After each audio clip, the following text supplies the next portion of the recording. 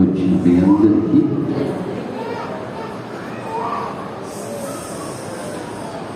ప్రత్యేకమైన వందనాలు తెలియజేస్తున్నాను. ఇక ఉదయకాల సమయంలో దేవుడు మనకు అనుగ్రహించిన ఈ ధన్యత, దేవుడు మనకు అనుగ్రహించిన ఈ కృప, దేవుడు మనకు అనుగ్రహించిన ఈ దీవెన, ఈ ఆశీర్వాదం, దేవుడు మన పట్ల చూపుతున్న తన ఉన్నతమైన ప్రేమ మనల్ని ఇంతవరకు నడిపించిందని నమ్మకం ఆ దేవునికి ఒకసారి చేతులు ఎత్తి స్తుతులు చెల్లిద్దాం. ఈ యొక్క ఉదయకాల సమయంలో ఇక్కడ కూర్చున్న వారందరూ దేవుణ్ణి ఆరాధించడానికి వచ్చారని నేను నమ్ముతాను. లేదు సార్, ఎవరు ఎలా వచ్చారో చూద్దామని వచ్చారు సార్, ఏ చీరకాలు ఎలా ఉన్నారు ఏంటి అని చూద్దాం వచ్చామన్న వారు ఉంటే ఓకే, దయచేసి జ్ఞాపకం చేసుకోండి. అటువంటి ఆలోచన మీరు దూరపరచుకోండి. ఇక్కడికి వచ్చి ప్రతి బిడ్డ, ఇక్కడికి వచ్చినటువంటి ప్రతి వారు, కూర్చున్న ప్రతి వారు కేవలం దేవుని ఆరాధించుకోవటానికే వచ్చామన్నవారు ఒక్కసారి చేతులు ఎత్తి దేవుని స్తుతిద్దాం. ఉదయకాల సమయంలో దేవుని ఎందుకు ఆరాధించాలో అనే విషయాన్ని నేను జ్ఞాపకం చేసుకుంటూ ఆయనకి ఇష్టమైన ఆరాధన ఎలా చేయాలో కూడా జ్ఞాపకం చేసుకున్నాను. మనమందరం కూడా మనకిష్టమైనట్టు చేస్తాం ఆరాధన కదండి, అవునా? మనకిష్టమైన ఆరాధన దేవునికి ఇష్టమైన ఆరాధన అనుకోవద్దు. కానీ దేవునికి ఇష్టమైన ఆరాధన అది ఎంత కార్యాన్ని జరిగిస్తుందో, దేవునికి ఇష్టమైన ఆరాధన నువ్వు చేస్తే, నేను చేస్తే దేవుని దీవెన ఎంత అద్భుతంగా మనకు దొరుకుతుందో, దేవునికి ఇష్టమైన ఆరాధన చేస్తే దేవుడు మన పట్ల ఎలాంటి కృపను చూపించి కనికరించి రక్షిస్తాడో, దేవునికి ఇష్టమైన ఆరాధన నువ్వు నేను చేయగలిగితే, నిజంగా చెబుతున్నాను, ఈ రోజున దేవుడు నీకు ఇష్టమైన కార్యాన్ని జరిగిస్తాడు. దేవునికి ఇష్టమైన ఆరాధన చేయాలి. ఎవరికి ఇష్టమైన ఆరాధన? దేవునికి ఇష్టమైన ఆరాధన చేయాలి. మన మనుషులమే. మీరు అనుకోవచ్చు, ఒకవేళ అయ్యా దేవుడు పరలోకంలో ఉన్నాడు కదా, పరలోకంలో ఉన్న దేవునికి ఇష్టమైన ఆరాధన నాకు ఎలా తెలుస్తుంది అంటావేమో.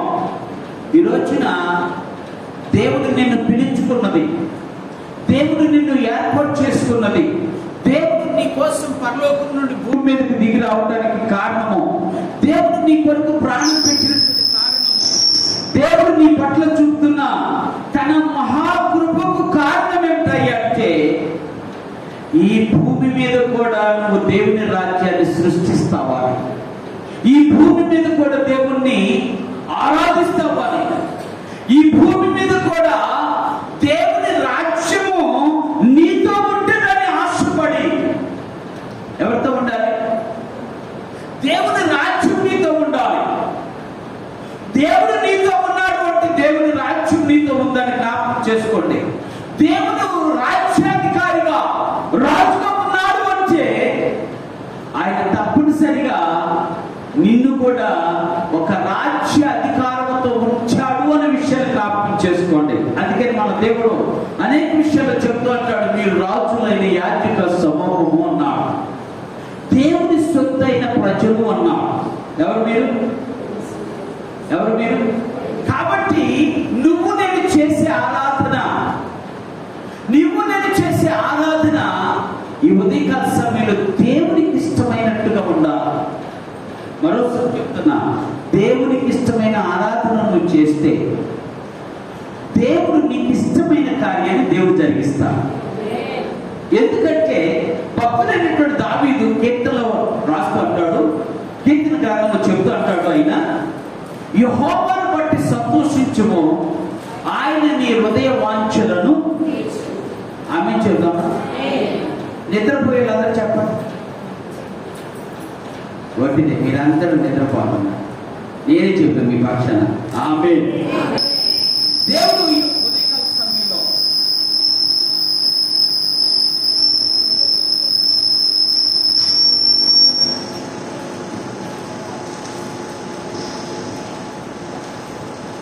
దేవుని ఈ ఉదయకాల సమయంలో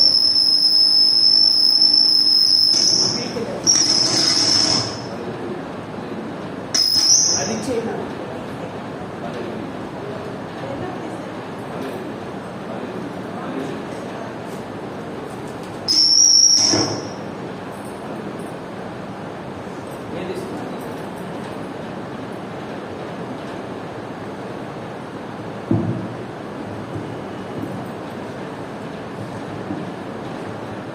ఓకే, దేవుని స్తుతులు.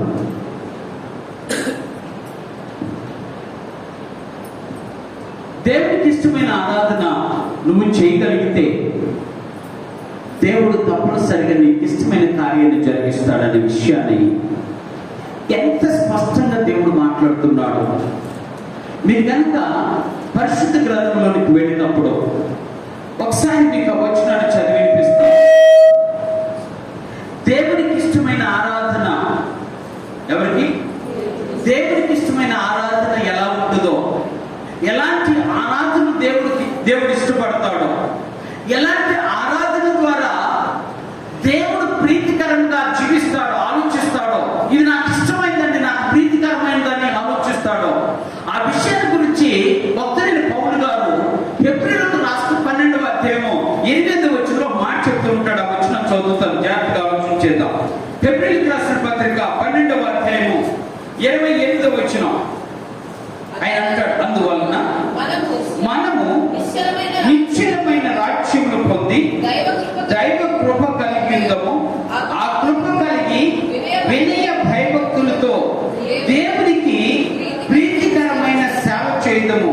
ఏలయనగా మన దేవుడు దహించు అగ్ని అయి ఉన్నాడు. దేవుని స్తోత్రం. చాలా జాగ్రత్తగా ఆలోచించేద్దాం. ఈ రోజు నా ఆశ, ఈ రోజున నా దేవుని తలంపు, ఈ రోజున దేవుని యొక్క తలంపు ఉద్దేశం ఏంటంటే నీ పట్ల నా పట్ల ఉన్న ఉద్దేశం ఏంటంటే ఆయనకు ప్రీతికరమైన సేవ చేయాలి. దాన్ని ఇంగ్లీష్లోనైతే we should worship the Lord అని ఉంటుంది. అంటే దాని అర్థం ఏంటంటే నీవు దేవుని ఆరాధించాలి. అంటే ఏ విధమైన ఆరాధన? దేవునికి ఇష్టమైన ఆరాధన, దేవునికి ప్రీతికరమైన ఆరాధన, దేవుడు ఆశించే ఆరాధన, దేవుడు ఆలోచించే ఆరాధన, దేవుడు ఉద్దేశించే ఆరాధన చేయాలని ఆశపడుతున్నాను. అందుకని ఉదయకాల సమయంలో అలాంటి ఆరాధన దేవుడు కనుక ఇష్టపడితే, లేదా నువ్వు నేను చేసే ఆరాధన దేవుడు కనుక ఇష్టపడితే తప్పనిసరిగా నువ్వు అడుగు వాటన్నిటినీ పొందుకుంటావు. నువ్వు ఆశించిందంతా నీకు దొరుకుతుంది. నువ్వు ఆలోచించింది దేవుడు సఫలపరుస్తాడు. నీ కార్యాన్ని దేవుడు తప్పనిసరిగా జరిగిస్తాడు. ఇష్టమైన ఆరాధన లేకపోతే ఇప్పుడు నేను చెప్తా మీకు, మీ మీద నాకు ఇష్టం లేదనుకోండి, మీరంటే నాకు ఇష్టం లేదనుకోండి, ఆటోమేటిక్గా నేను మిమ్మల్ని చూసినప్పుడు అలా మొక్కను తిప్పుకుంటా. రైట్? ఖచ్చితంగా మీరు వస్తున్నారనుకోండి, అవసరమైతే పక్కకి వెళ్ళిపోతా. ఎందుకు? మీరంటే నాకు ఇష్టం లేదు కాబట్టి. అర్థమవుతుందా? అలాగే మీరేనంటే ఒకవేళ నన్ను ఇష్టపడలేదు అనుకోండి, ఆటోమేటిక్ మీరు పక్కకు తప్పుకుంటారు, ఆటోమేటిక్ మొహం తిప్పుకుంటారు, అవసరమైతే వెనుక తిరుగుతారు, అవసరమైతే ఈ ఆ ప్రాంతంలో కనిపించకుండా. ఎందుకు అంటే ఆయన పలకరిస్తే మళ్ళీ అక్కడ ఇది అవుతుందో. మరి ఈ రోజున ఒకవేళ నా దేవుడు కూడా తనకిష్టమైన ఆరాధనను చేయలేదని పక్కకు తిరిగితే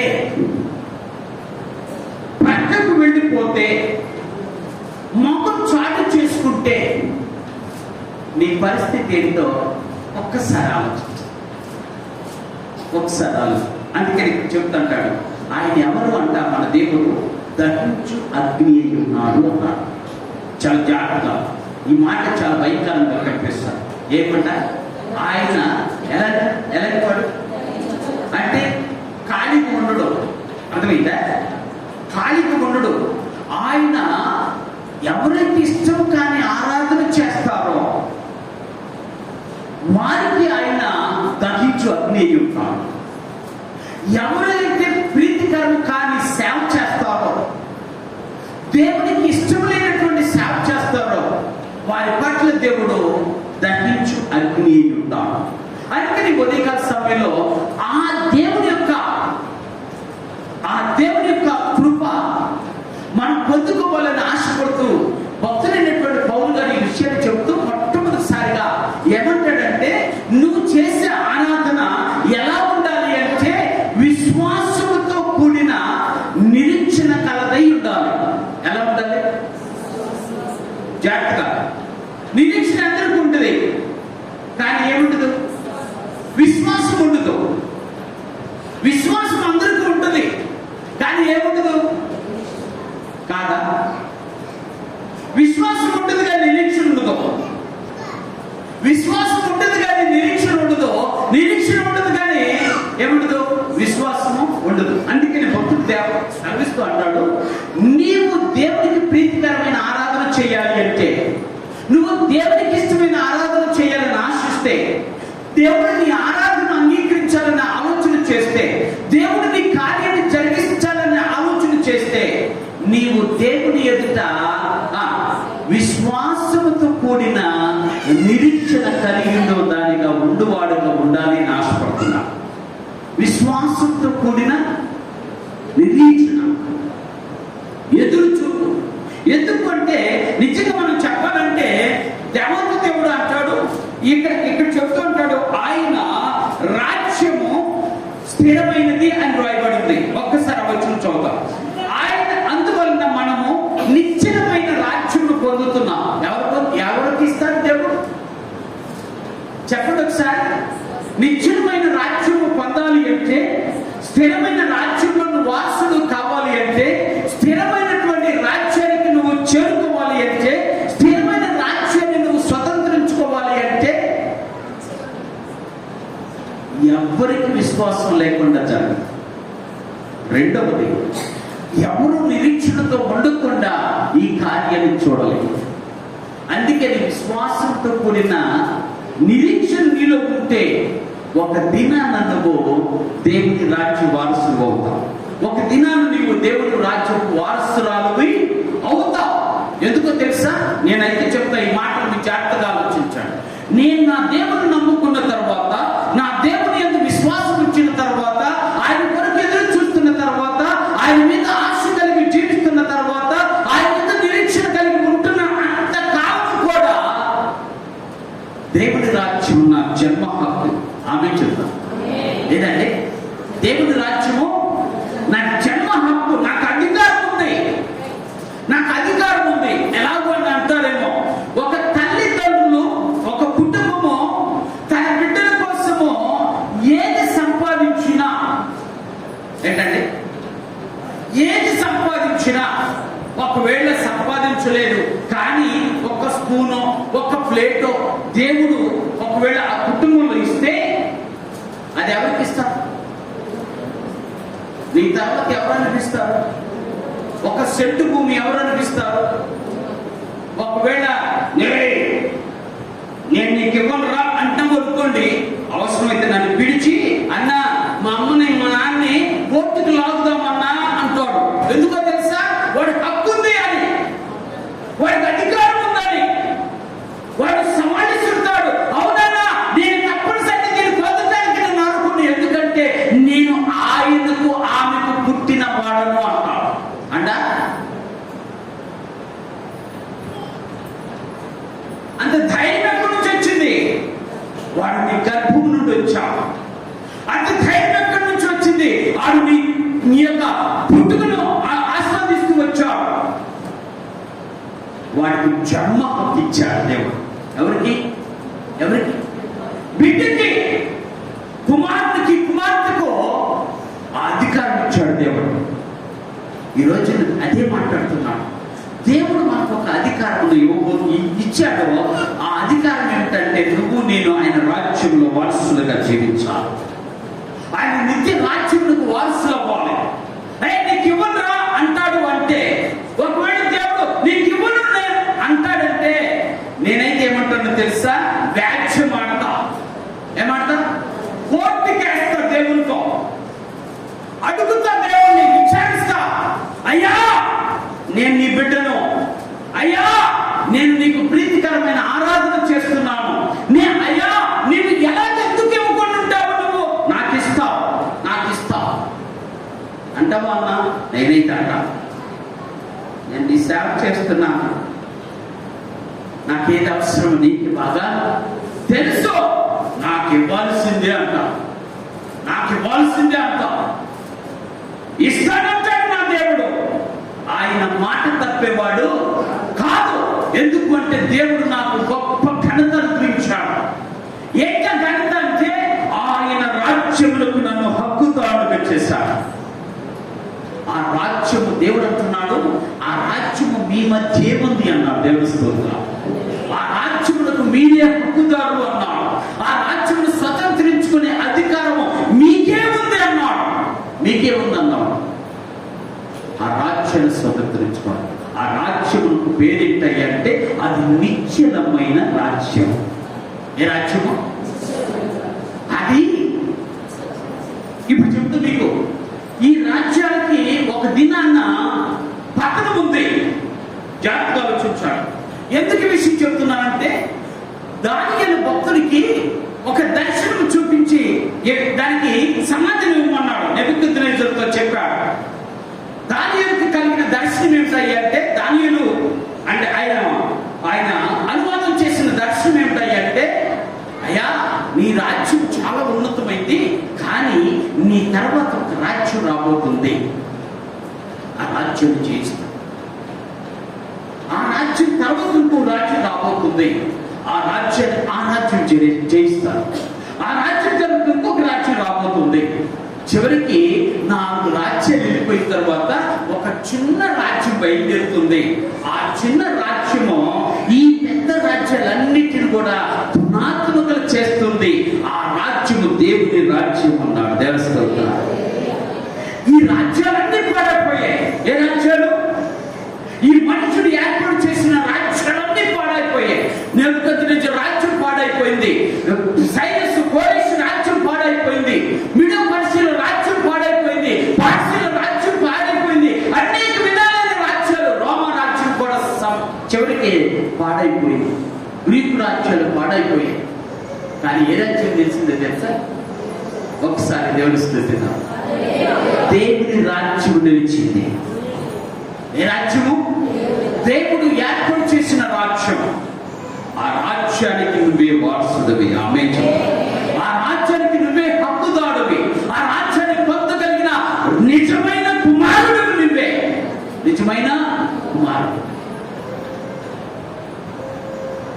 ఈరోజు దేవుడు అడుగుతున్న మాట ఏంటంటే, నువ్వు ఆ రాజ్యంలో వారసుడు కావాలంటే, నేను ఏర్పాటు చేసిన రాజ్యానికి నువ్వు హక్కుదారుడు కావాలి అంటే, నేను ఏర్పాటు చేసిన రాజ్యానికి నువ్వే ప్రతీక అధికారం కలిగిన వాడుగా ఉండాలి అంటే, నాకు ఇష్టమైన ఆరాధన నువ్వు చెయ్యి. నీకు ఇష్టమైన ఆరాధన కాదు, నీకు ఇష్టమైన ఆరాధన కాదు, నీవు అనుకున్న ఆరాధన కాదు, నీకు ఇష్టమైన ఆరాధన కాదు, నువ్వు అనుకున్న ఆరాధన కాదు. నా దేవుడు అనుకున్న ఆరాధన, నా దేవుడికి ఇష్టమైన ఆరాధన చేయాలి. దేవుని స్తోత్రం. అలా చేస్తే అడిగే దమ్ము నీకు వస్తాడు. బైబిల్ చెప్పాడు, అడుగు, విచారించు, తెలుసుకో, దాచిమాడదామన్నాడు దేవుడు. అన్నాడా లేదా? రా మన ఇద్దరు వివాహం తీర్చుకుందామన్నాడు. కారణం ఏంటో తెలుసా? ఆయనకి మహాశక్తి ఉంది. నువ్వు కరెక్ట్ గా చేసావా, నువ్వు ఇష్టమైన ఆరాధన చేసావా, ప్రీతికరమైన ఆరాధన చేసావా, నీకు కూడా అంత శక్తి వస్తుంది. దేవుణ్ణి ప్రశ్నించగలిగిన శక్తి దేవుడు దేవుడు గిద్యోను పిలిచాడు. జాగ్రత్తగా ఆలోచించాడు. నేను ఇప్పటికీ చెప్తా, దేవుడు ఖాళీగా ఉండే వాళ్ళని పిలవడం, దేవుడు ఖాళీగా ఉండే వాళ్ళని పిలవడం, దేవుడు పండుకునే వారిని పిలవడం. మన ఎవరు పిలుతాడు? ఆమె చెప్తాను, పని చేసే వారిని పిలుస్తాడు దేవుడు. పని చేయ సమర్థులను పిలుస్తాడు. ఒకవేళ పని చేసేవారు ఉంటే నీకు సమర్థం లేకపోయినా నేను ఇస్తా, నీకు శక్తి లేకపోయినా నేను ఇస్తా, నీకు యోగ్యత లేకపోయినా నేను ఇస్తా, నీ జ్ఞానం లేకపోయినా నేను ఇస్తానని చెప్పి దేవుడు వాడుకున్నాడు, ఇచ్చి వాడుకున్నాడు కదా. చాలా మంది గిద్యోను కూడా పని చేస్తుంటే పిలిచాడు. గిద్యోను గోధుమలను దొల్ల కొట్టుకుంటుంటే ఆ సమయంలో పిలిచాడు. పిలిస్తే ఆ మాట విన్న గిద్యోను అన్నాడు, అయ్యా నిజంగా దేవుడు మాకు తోడుగా ఉంటే మేమెందుకు ఈ స్థితిలో ఉన్నాం? మేమెందుకు రహస్యంగా పనులు చేసుకుంటున్నాం? మాకెందుకు అధికారం లేదు? మేమెందుకు ఇలా ఉండాలి అని దేవుడు ప్రశ్నించాడు. కారణం అంటే తెలుసా? గిద్యోను మహాభక్తి కలిగిన వాడు. దేవుడి స్తోత్రం. గిద్యోను మహాశక్తి కలిగిన వాడు, మహారోషము కలిగిన వాడు. దేవుని ఎదుట తనకి ఇష్టమైన ఆరాధన చేసి దేవుడిని ప్రశ్నించగలిగిన శక్తిని దేవుడు ఆయనకు అనుగ్రహించాడు. ఎందుకో తెలుసా? ఆయన కుమారుడు, దేవుని కుమారుడు. అందుకే ఈరోజు నేను ఎందుకు విషయం చెప్తున్నా అంటే, నీ రాజ్యములకు వారసుడు నువ్వు కావాలి అంటే ప్రతీక ఏంటి అంటే, దేవుని రాజ్యానికి వారసులు అవ్వాలంటే విశ్వాసంతో కూడిన నిరీక్షణ ఉండి నిజమైన ఆరాధనను చేయగలిగితే, దేవునికి ఇష్టమైన ఆరాధన చేయగలిగితే, దేవుడు ఆశించే ఆరాధన చేయగలిగితే, దేవుడు ఆలోచించే ఆరాధన చేయగలిగితే, దేవుడు అంటాడు, I will grant everything what you need అంటాడు. నీకు ఏది అవసరమో నేను ఇస్తానంటాడు. నీకు ఏది ఇష్టమో నేను ఇస్తానంటాడు. నీ కార్యాన్ని నేను జరిగిస్తానంటాడు. నీ కార్యాన్ని సఫలపరుస్తానంటాడు. నిన్ను స్థిరపరుస్తానంటాడు. ఎంత గొప్ప దేవుడు ఈ పొందికాల్సింది. అందుకే నేను అంటాడు, ఆ మాట చెప్తూ అంటాడు. మళ్ళీ ఒకసారి వచ్చిన చూద్దాం. ఫిబ్రవరికి రాసిన పత్రిక 12:8 వచనంలో ఇంకొక మాట కూడా చూద్దాం. జాగ్రత్తగా ఆలోచించేద్దాం. అక్కడ అంటాడు, అందువలన మనం నిశ్చలమైన రాజ్యములు పొంది దైవ కృప కలిగి ఉందాము. ఆ కృప కలిగి వినయ భక్తులతో దేవునికి ప్రీతికరమైన సేవ చేయడము అన్నాడు. దేవుని స్తోత్రం. ఇక్కడ రెండో మాట మనం కనుక ఆలోచన చేస్తే, ఇంగ్లీష్ లో చాలా స్పష్టంగా మాట్లాడతాడు. అంటాడు, ఏమంటాడంటే, దేవుని కృప అన్న మాట దగ్గర be thankful to the lord for what he has done in your life అంటాడు. దేవుని గట్ట నిజమైన ఆరాధన ఏంటో తెలుసా? విశ్వాసంతో కూడిన నిరీక్షణే ఒకటి కాదు. దేవునికి నిజమైన ఆరాధన ఏంటంటే, దేవునికి కృతజ్ఞతాస్తుతులు చెల్లించే మనస్సు కావాలి.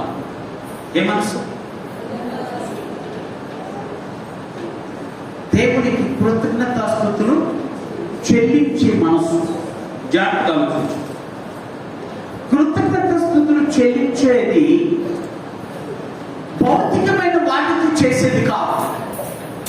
ఆత్మ అంగీకారంతో, మనసు యొక్క ప్రోత్సాహకరంగా చేసేటువంటి ఆరాధన దేవునికి ఇష్టమైన ఆరాధన. ఎవరు అంగీకరించాలి? ఇప్పుడు చెప్తా మీకు. మన శరీరాన్ని కనుక విభజిస్తే 3 పార్ట్లని తెలిసింది. Okay, right? ఎన్ని పార్ట్లు ఉంది మీకు శరీరంలో?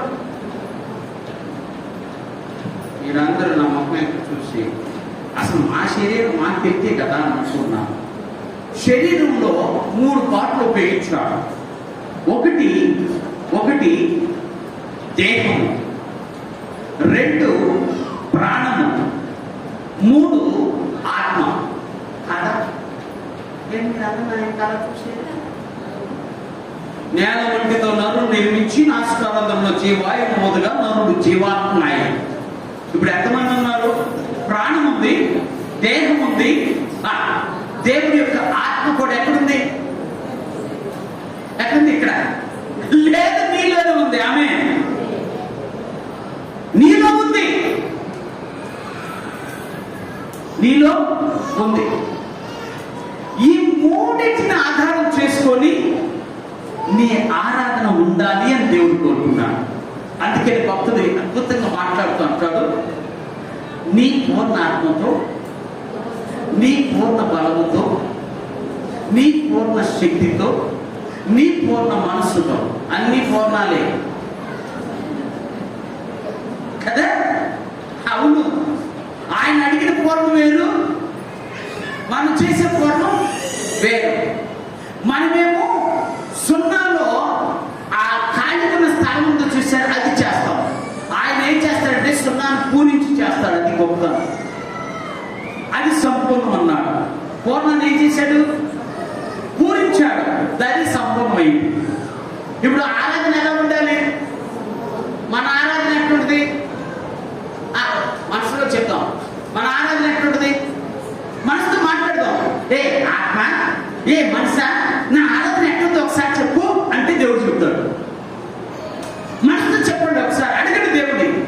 మనసుని అడగండి, ఆ మనసా నా ఆరాధన ఎలా ఉంది? మనసు అంటే నీ ఆరాధన చెప్పండి. ఇంకెప్పుడు ఇట్లాంటి ఆరాధన నాకు అస్సలకి ఇష్టం అంటే మనసు అంటే ఏ మనసు? ఏ మనసు? సాక్షిగా నిలబడే మనస్సు, అదే మనస్సాక్షి. ఏమంటుంది మనస్సాక్షి? నీ ఆరాధన ఏం బాగోలేదమ్మా అంటదా? ఎప్పుడంటుంది? నిజంగా బాగోపోతా కదా. నీ శరీరం ఏమంటుంది? నువ్వు ఆరాధన ఎలా ఉంది? నేను చెప్తా నీకు, నిజం చెప్పనా? ఆత్మతో సత్యంతో ఆరాధించడమంటే, పూర్ణాత్మతో పూర్ణ శక్తితో ఆరాధించడమంటే ప్రతి అవయవం దేవుని మహిమపరచాలి. అది దేవుని యొక్క ఆలోచన. ప్రతి అవయవం. నీ తల ఊపుతావా, చూపుతావా, వాసన చూస్తావా, నేను చూడాలి. నువ్వేం చేసినా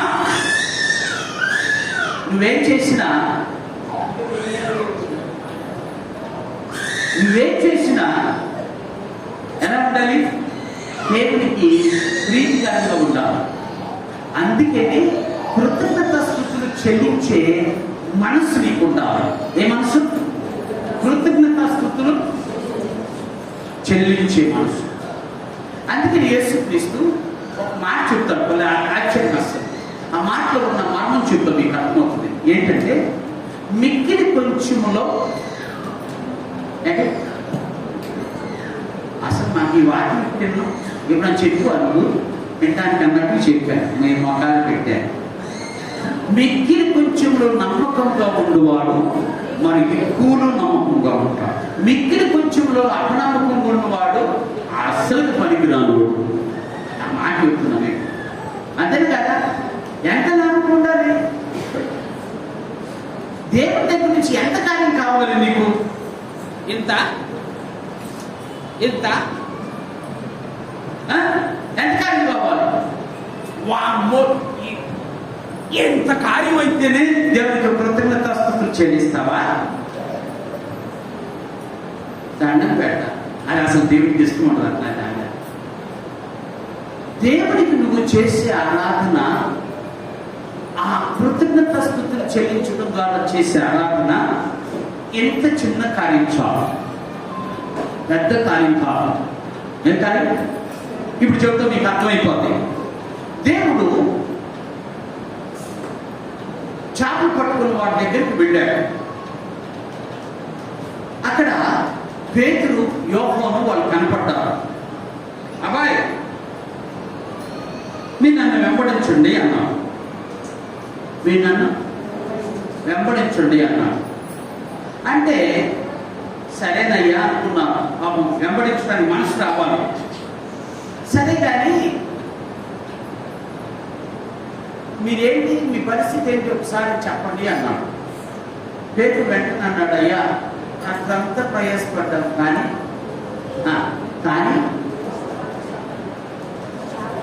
ఒక్క చేప.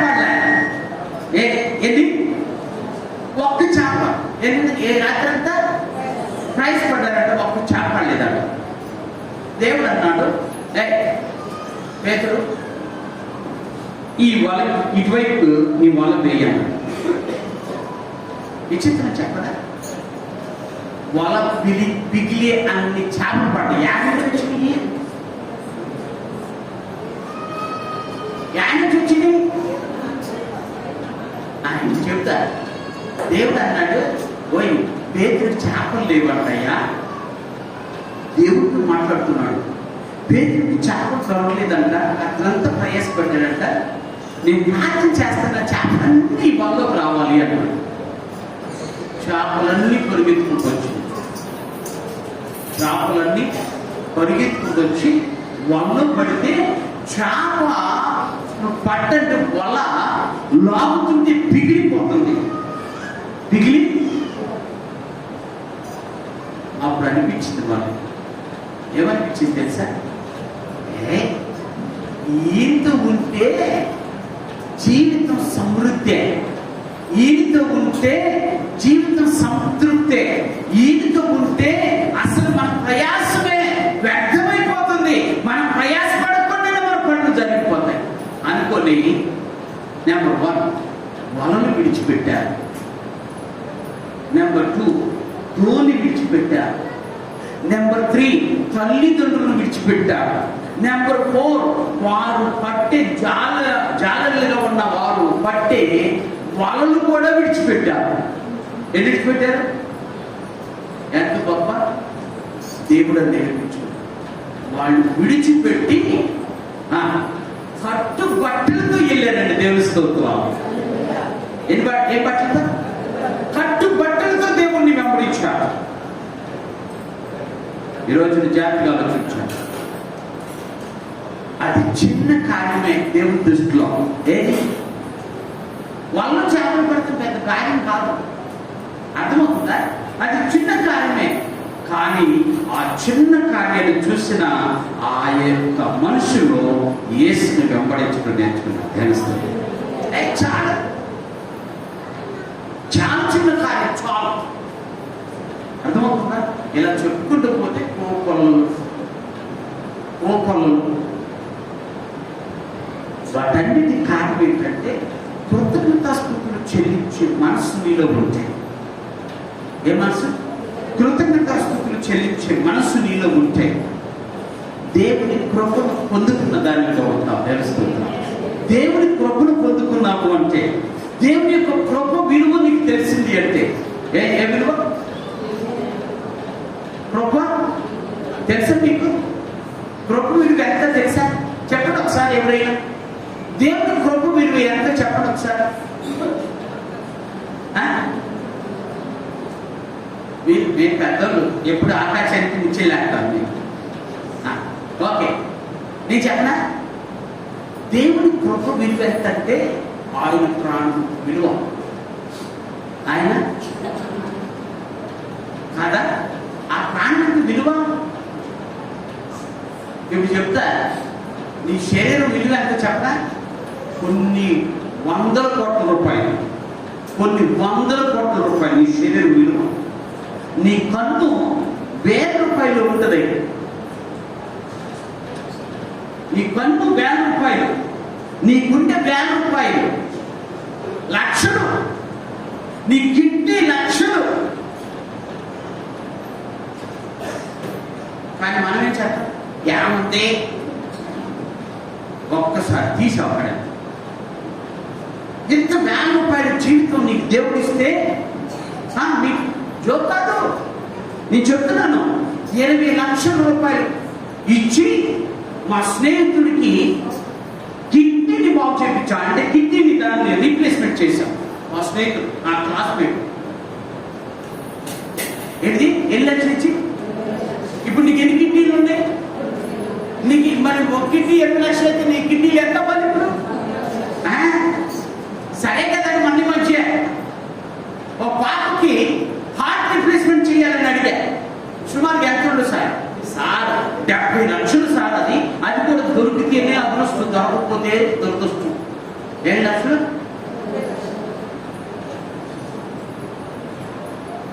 నీ గుండె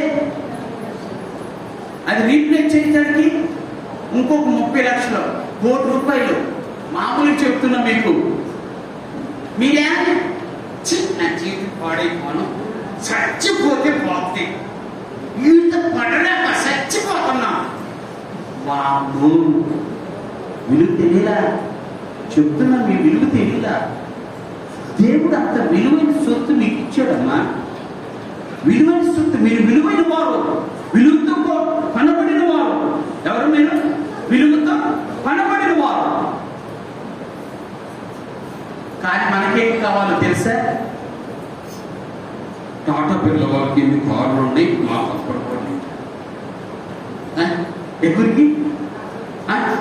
బిల్ గేట్స్కి ఎన్ని కోట్లు ఉన్నాయి, కనీసం నాకు ఒక్క కోట్లు లేదు. దండం పెడతా, నీకు దండం పెడతా. నువ్వు నమ్ముకున్న దేవుడు విలువ కట్టలేనటువంటి మనుషులు, విలువ కట్టలేరు కూడా ఆయన జీవితం. విలువకు అందనటువంటి వ్యక్తిత్వం గలవాడు, విలువకు అందనటువంటి వ్యక్తిత్వం ఎవరిది? నా యేసయ్యది. కానీ అంత వ్యక్తిత్వం కలిగిన నా యేసయ్య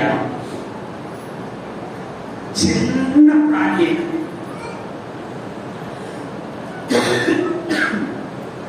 నీకోసం ప్రాణం పెట్టాడు. నీకోసం ప్రాణం. ఎంత కృతజ్ఞత కలిగి ఉండాలి. ఎంత కృతజ్ఞత కలిగి ఉండాలి. నిజమైన కృతజ్ఞత కలిగిన మనస్సు నీలో ఉంటే, నా దేవుడు అంటాడు, I want that kind of nature. అలాంటి వ్యక్తిత్వం నాకు కావాలి. ఆ వ్యక్తిత్వం నన్ను ఆనందింపు చేసింది. ఆ వ్యక్తిత్వం నన్ను ఆనందింపు చేసింది. అది నాకు ఇష్టమైనటువంటి ఆరాధనగా మలిచింది.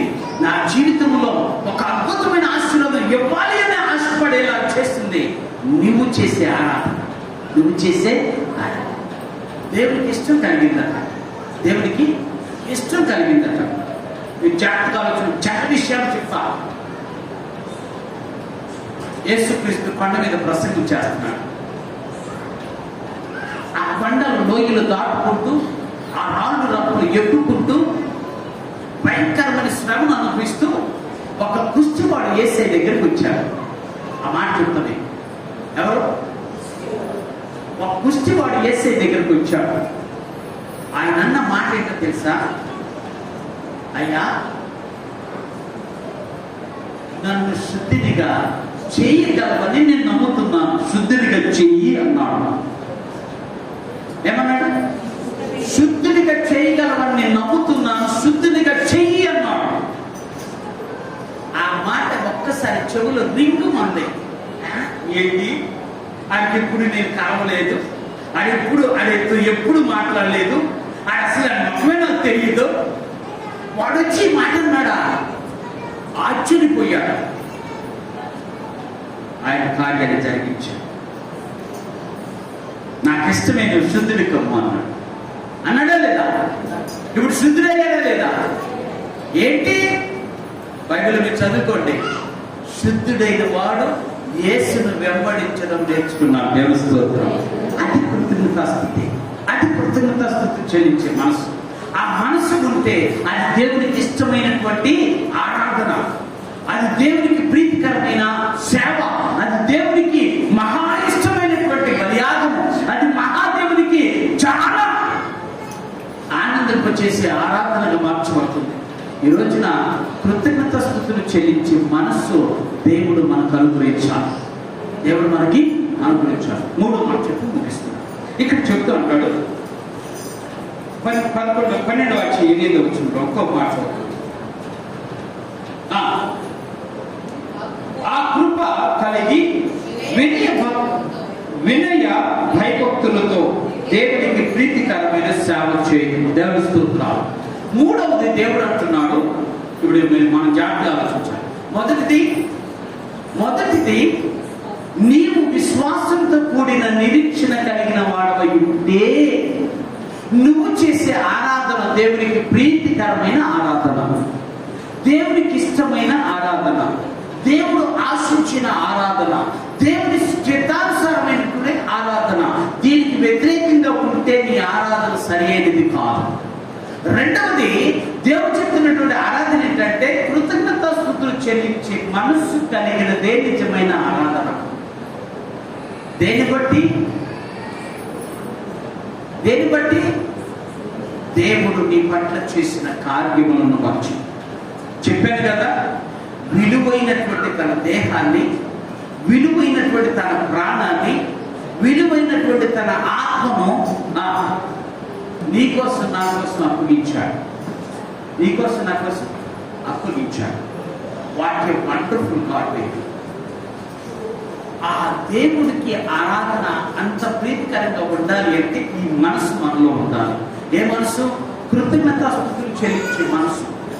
ఇప్పుడు చెప్తున్నా, కృతజ్ఞతాస్తుతులు చెల్లించడం అంటే సంఘాన్ని పిలుచుకొని ప్రార్థన చేయడం ఒక్కటి కాదు. కృతజ్ఞతాస్తుతులు చెల్లించడం అంటే సంఘం వచ్చిన వాళ్ళకందరికి భోజనాలు పెట్టడం కాదు. కృతజ్ఞతాస్తుతులు చెల్లించడం అంటే ఆ మనసు ఉంది అంటే ఆయనను వెంబడించడం, ఆయనను ఆరాధించడం, ఆయనకి ఇష్టమైన ఆరాధన చేయడం. అది నిజమైన కృతజ్ఞతాస్తుతి. నిజమైన కృతజ్ఞతాస్తుతులు చెల్లించే మనసు. రేపు 3వ చెప్తాడు, ఆయన కృప వలన భయము భక్తి కలిగిన వారమై. మరొకసారి అవచ్చు, కలిగి వినయ భయభక్తులతో కూడిన ప్రీతికరమైన సేవ చేయడం అన్నాడు. ఈ 3 మాటలు మీరు మనసులో పెట్టుకోవాలి. వినయము, భయము, భక్తి. ఏది ఫస్ట్? అంటే ఇక్కడ ఫస్ట్ చెప్తుందా? ఓకే, ఇప్పుడు చెప్తా, మీకు అర్థమైపోతుంది, ఈజీగా అర్థమైపోతుంది. ఏంటంటే వినయం ఉందనుకోండి, చెప్పిందాలో వింటాడు. అవునా కదా? ఎవరన్నా నాలాంటి మూర్ఖుడికి కనపడితే ఏమైనా చెప్తే అసలు ఏం చెప్తున్నాయి బాబా, మొక్కలే అంత భయంకరంగా ఉంటాయి అనిపించదా? అదే కనుక నవ్వుకుంటూ అనగానే ఆ ముఖాన్ని చూసి వెంటనే ఏమనిపిస్తుంది తెలుసా? చెప్పాలనిపిస్తుంది. అందుకనే కొంతమంది చెప్తారు, పెద్దలు సాధ్యం చెప్పనా, కొందరు చూస్తే కొట్ట బుద్ధి అయింది, కొందరు చూస్తే పెట్ట బుద్ధి అయింది కదా? అవును కదా? నన్ను చూస్తే నీకేమనిపిస్తుందో నాకు తెలియదులే కానీ దేవుడు కూడా అదే ఆలోచిస్తున్నాడు. దేవుడు కూడా అదే ఆలోచిస్తున్నాడు. నీలో వినయం ఉంటే నా మాట వింటావు. నీలో వినయం ఉంటే నీలో భయం వస్తుంది. నీలో భయం వచ్చిందంటే భక్తి కూడా వస్తుంది. భక్తి కూడా వస్తుంది. నా శిష్యులు 2 కనపడలేదేంటి ఇక్కడ? ఏంటలేదండి? ఓకే, ఏం కావాలి? వినయం ఉంటే ఏమొస్తుంది? భయం వస్తుంది. వినయం ఉంటే ఏమొస్తుంది? భక్తి వస్తుంది. ఈ 3 ఉంటే ఏమొస్తుంది? అయిపోయా. ఈ 3 ఉంటే ఏమొస్తుంది? ఈ 3 ఉంటే ముక్తి వస్తుంది. ఏమొస్తుంది? ముక్తి. ముక్తి అంటే పరలోక రాజ్యం వస్తుంది. పరలోక రాజ్యం వస్తుంది. ఇవి రావాలి అంటే కఠోరమైన సాధన చేయాలి. వెళ్తున్నాంగా, ఆరాధిస్తున్నాంగా, అనుకున్నది చేస్తున్నాంగా, నెలకొండ వచ్చేస్తున్నాంగా అంటే కుదరదు. ఈ గాలాన్ని తీసుకెళ్ళి గాడి మీద పెట్టాలి. అది ఊరికిద్ది. ఏ కాదు వస్తున్నాగా, చేస్తున్నాగా, వింటున్నాగా అన్ని వినయము. బైబిల్ చెప్పిన మాట వినయము దేవుడు చూపించిన మార్గం. బైబిల్ చెప్పిన మాట ఫిలిప్పీయులకు రాసిన పత్రికలో భక్తులైన పౌలు గారు చెప్తాడు, ఆయన మరణం నందునంతగా తనను తాను తగ్గించుకొని ఉంది. ఎవరు? మరణం నందునంతగా, అంత శిలువ మరణం నందునంతగా. ఒక్క మాట మాట్లాడా?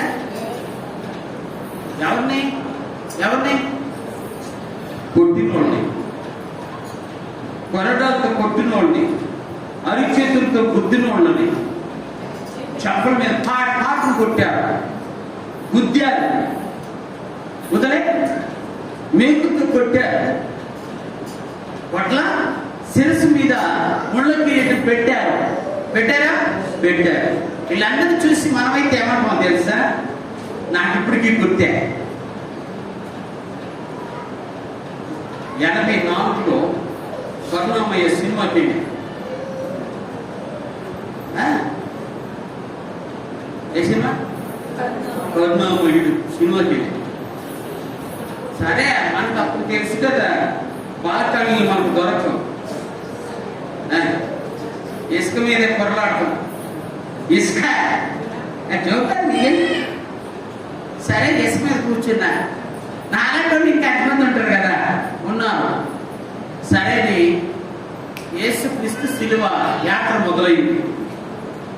కదిలింది కరుణ రథం అన్నాడు అని శిలువ మోస్తూ ఉన్నాడు యేసుక్రీస్తు. పడలతో కొడుతున్నారు, పిడిగుద్దులు గుద్దుతున్నారు. వీళ్ళని చూసి ఒక తల్లి అంటది, చచ్చిన వాళ్ళ ఏమైపోయింది, అట్టు కొట్టి చూస్తున్నారు, మీకు పందులు పడా అని ఎదురు తిడుతుంది. అక్కడ నాకేమో, మనం ఎప్పుడు ఫస్ట్ సారి సినిమా అదే మనది, మన బతుకులో మొదటిసారి సినిమా అదే. అది కూడా మా అమ్మగారు అది కరుణమయుడు అనే సినిమా అంటేనే పంపించింది. సరే కదని మనం ఎగేసుకుంటే వెళ్ళాం.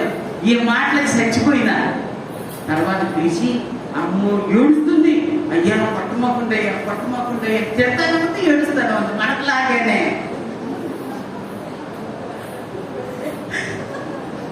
తిడతా ఉంది, ఏడుస్తా ఉంది.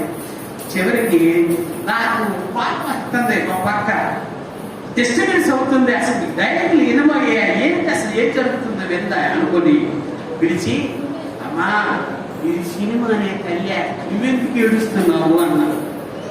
ఏంటిది? సినిమా అనే తల్లి, నిజంగా ఎందుకు ఏడుస్తున్నావు అని చెప్పంటే, అయ్యా ఏ సైడ్ పడుతున్నారు కదయ్యా, అందుకే తట్టుకోలేకపోయినయ్యా. ఇది సినిమా, నిజంగా తట్టుకోలేకపోతే మనసులో ఏమని కావాలి? మారు మనసు రావాలి అన్న సౌండ్. ఇక అక్కడి నుంచి ఎత్తుకుంటున్నాను. ఎందుకు ఈ విషయం చెప్తున్నా అర్థమైంది మీకు? యేసుక్రీస్తు విలువ, యేసుక్రీస్తు చేసిన త్యాగము ఎంత అద్భుతమైందో. ఆ అద్భుతమైన త్యాగానికి దేవుడు అడిగిన ప్రశ్న ఏంటంటే, దేవుడు అడిగిన మాట ఏంటంటే, అయ్యా నీవు కనుక వినయ భయభక్తులు కలిగి ఉంటే, నువ్వు ఆరాధించేటప్పుడు ఈ మూడు నీలో ఉంటే, ఎవరు నువ్వు ఆరాధించేటప్పుడు ఈ మూడు నీలో ఉంటే అది నాకు ఇష్టమైన ఆరాధన అన్నాడు. దేవస్తున్నా ఇవి లేకుండా చేసే ఆరాధన పడ్డు నుండుకుంటాం. ఈ రోజు వాక్యం నాకే చెప్పినటువంటి అయ్యగారు అనుకుంటాం. ముక్కులన్నీ పెద్ద చేసుకుంటా, పక్కన వాళ్ళు ఎవరు ఉన్నారే వాళ్ళే వాళ్ళే అనుకుంటా. అది అప్పుడు ఎట్లా ఉంటుంది? దేవుడికి ప్రీతికరంగా ఉంటుందా? నిజం చెప్పనా? పిడిగుద్దులు గుద్దుతున్న యేసుక్రీస్తుని చూసినటువంటి వారందరిని చూసి యేసుక్రీస్తు అన్నాడు, వీరేం చేస్తున్నారో మీరు ఎరుగురు కనుక వీరిని క్షమించు అన్నాడు. దేవుని స్తోత్రం. ఈ మూడు లేకపోతే, మన జీవితంలో ఈ మూడు రాకపోతే అది నిజమైన ఆరాధనకు అవకాశము ఉండదు. నిజమైన ఆరాధన అది కాదు. ఈ మూడు లేకపోతే దేవుడికి ఇష్టపడడు. దేవుడికి ప్రీతికరమైన ఆరాధన ఏంటంటే వినయ భయభక్తులతో కూడిన ఆరాధన. వినయ అవి ఉంటే దేవుడు అంటాడు, నీకు ఇష్టమైంది నేను ఇస్తాను. ఎంతకంటే ఈ అట్లా ఉన్న వాళ్ళకంటే ఎక్కువగా నేను ఎవరు చూడదలుచుకోలే. అటువంటి వారిని చూసిన తర్వాతే మళ్ళా నేను ఇంకెవరైనా చూస్తాను. ఈ రోజున అటువంటివి ధరించుకుందాం. ఎటువంటివి వినయ భయభక్తులు కలిగిన జీవితాన్ని ధరించుకొని ఆరాధన చేద్దాం. దేవునికి కృతజ్ఞతాస్తుతులు చెల్లించే మనస్సు కలిగి ఆరాధన చేద్దాం. దేవుని యందు విశ్వాసం కలిగి నిరీక్షణతో ఎదురు చూసే ఆరాధన మనం చేద్దాం. అట్లా ఆరాధన చేస్తే దేవుడు చెప్తున్నటువంటి మాట, నువ్వు ఏది అడిగినా నేను ఇస్తాను, నువ్వు ఏది తలంచినా నేను జరిగిస్తాను, నువ్వు ఆశించింది నీకు అనుగ్రహిస్తాను, నువ్వు ఆలోచన చేసిందంతా కూడా నేను నీకు ఇస్తాను. అట్టి కృప దేవుడు మనకు దయచేయను కాక. దేవుని సన్నిధిలో ప్రార్థన చేసుకుందాం. రొట్టె ద్రాక్షరసంలోకి పాలు పొందే మనము ప్రభుత్వం ఒక చిన్న మనం చేసుకుందాం. అయ్యా, ఈ రోజున ఆరాధన నీకు ఇష్టమైనట్టు చేసామో లేదో మాకు తెలియదు. నీ వాక్యమును బట్టి మేము తెలుసుకున్న 3 సత్యాలు